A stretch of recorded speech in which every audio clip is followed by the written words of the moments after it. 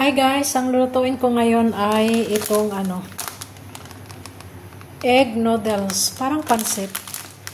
At ito na ihanda ko ng mga lahat ng ingredients. Breast ang gamit ko, sibuyas, bawang, at mushroom.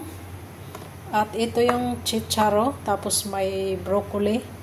At ang ating carrots, celery, at yung capsicum na yung tatlong kulay. Mainit na ang ating kawali, lagyan natin siya ng olive oil. At gisa lang natin ang bawang at ang sibuyas.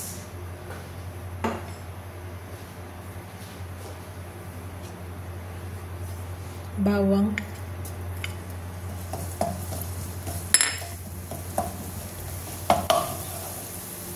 Sunod natin ang sibuyas.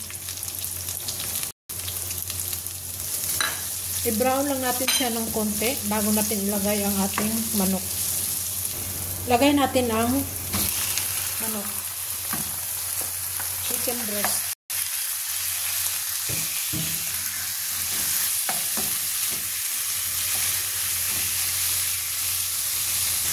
Timplahan natin ng asin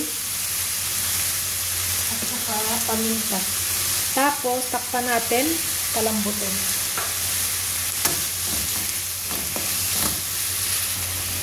Takpan muna natin siya para maluto. Bago natin ilagay ang ating mga gulay. Lagay na natin ang mushroom.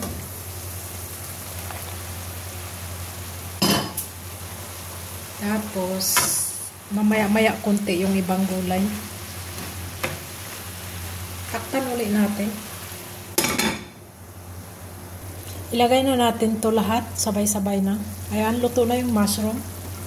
Ang daming gulay ng ating noodles ngayon.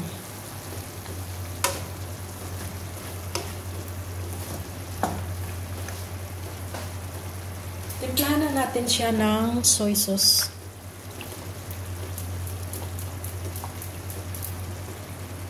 Haluin, tapos takpan ulit. Ilagay na natin ang ating broccoli at saka yung chicharo. Parang ang daming gulay.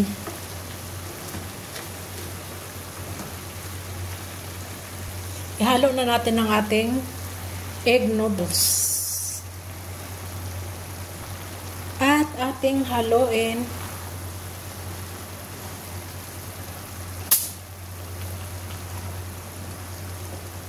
Ang hirap lang maghalo nito, guys.